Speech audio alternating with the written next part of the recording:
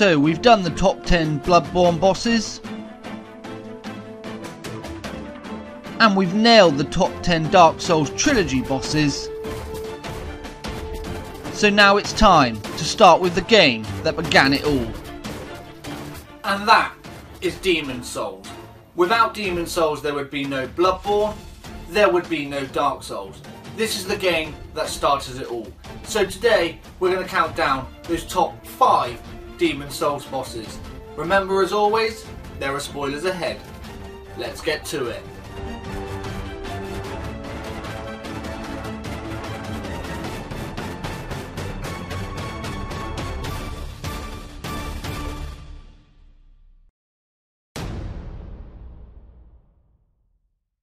Our 5th entry is quite early on in the game.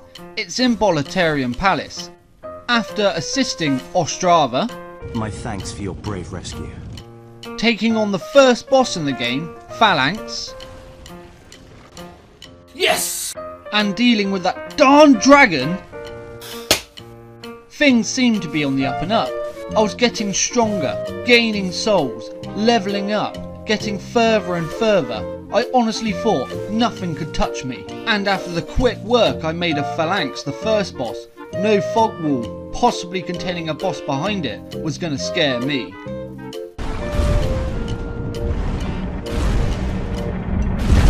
Look at the size of...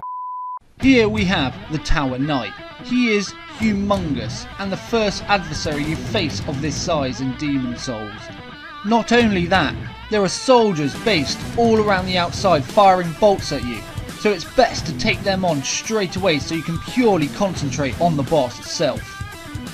Once you've taken out the soldiers whilst avoiding the Tower Knight's projectiles, you can concentrate solely on the boss.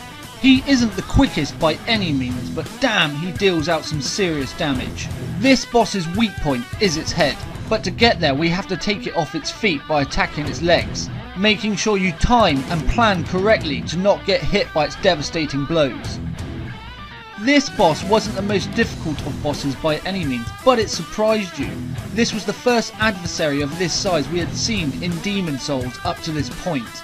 The fact that he was accompanied by a load of soldiers shooting from above, and that excitement you would get challenging this boss and taking him down, puts him in the number 5 spot.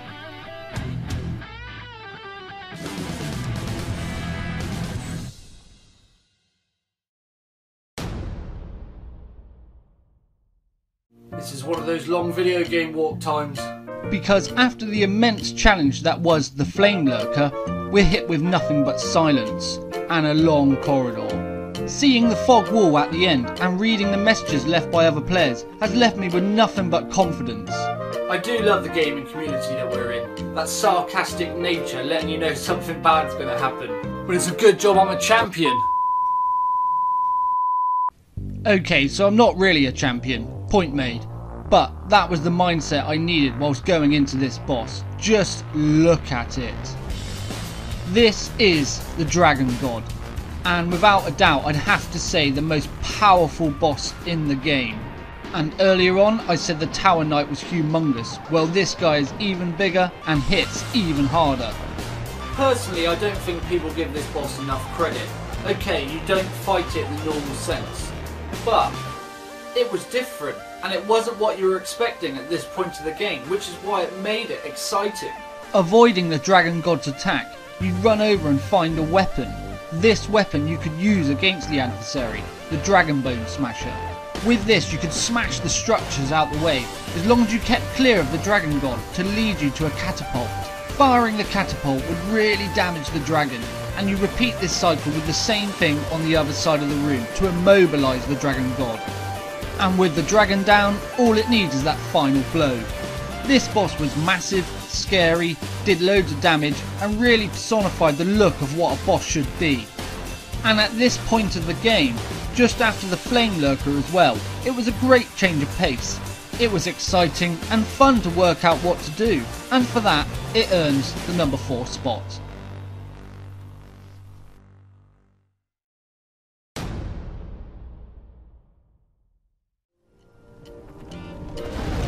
With this next entry, I died over and over and over again. I couldn't work out what I was doing wrong. I was an absolute badass up to this point. Right, that's it. I've had enough. This boss is made of flame, and you need magic to hurt him. That is where I was going wrong. Now that I have a fighting chance, let me introduce you to our third entry, the Flame Lurker. This boss was extremely aggressive and very complex compared to other bosses in the game. He would react to your actions. If you tried to run away, he'd come at you. If you put your shield up, he'd change his attacks, and if you'd attack him, he'd defend himself with another type of move. Many consider the Flame Lurker to be one of the hardest bosses in the game, and it's not exaggerated. The Flame Lurker has certainly earned its reputation as one of the hardest bosses in Demon Souls. Unless you farmed to a ridiculous level up to this point, or been extremely lucky, this boss will give you a real challenge. He's quick, powerful, intelligent, and you have to think smart, and for that, overall, he earns the number 3 spot.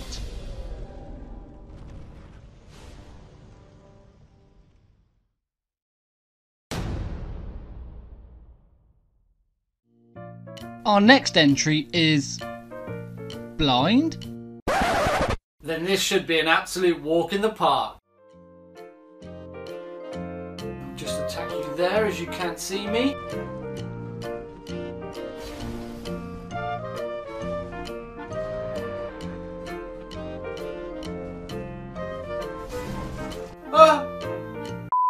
Our next entry may be blind, but if you think that makes him a pushover, you'll be sadly mistaken. This is the Old Hero. I found this to be one of the most unique bosses in the game. More unique than some of the Bloodborne and Dark Souls bosses. He can't see, but he knows where you are. The moment you attack, he's after you. The boss goes up and down the aisle, over and over, just swinging his sword blindly. He will hit you if you're not careful. But if you're very clever, you can hide the whole duration.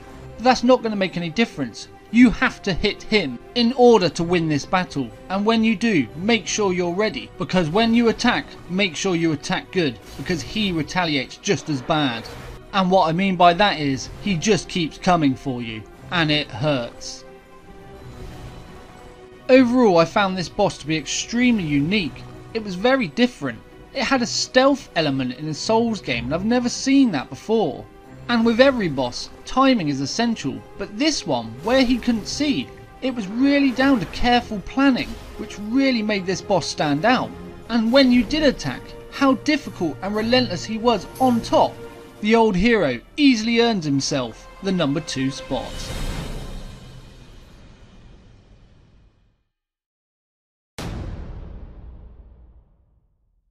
Our final entry is at the top of Bolitarian Palace. He is the ultimate Demon Souls boss. Before even entering this battle, make sure you farm them souls, because you're going to need as much level ups as possible.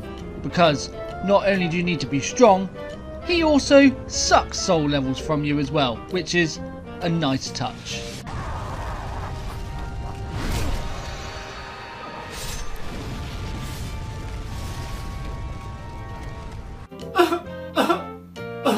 You wait. He'll get you too. This is the old King, Alant. This boss moves quick, attacks quick, deals some real damage. So you either have to be very good with your rolls, or if you're moving, your shield always has to be up, because you never know when he's going to strike. As you can see here, I was really unprepared first time round. I had the wrong weapon, I wasn't fast enough, and I died a lot.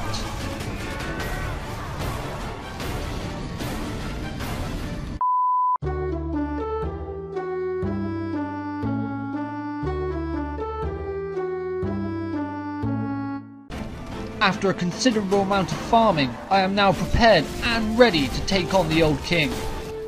Even though I'm considerably stronger, this is still the same boss and he's still as dangerous as ever. You have to be quick, attack quick, keep an eye on him at all times, as it takes a split second for him to get a dangerous attack in. Overall, this boss was fantastic. He was really hard, a real challenge. You had to prepare for him, and even if you were strong enough, you could not take your eye off the ball, he was so quick. Along with his soul sucking ability and his huge moveset, this boss was the ultimate challenge to Demon Souls, and he easily earns the #1 spot.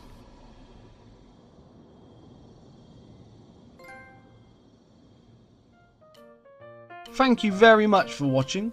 If you enjoyed, please remember to like, subscribe, follow me on Twitter. I'm also on Twitch on occasions.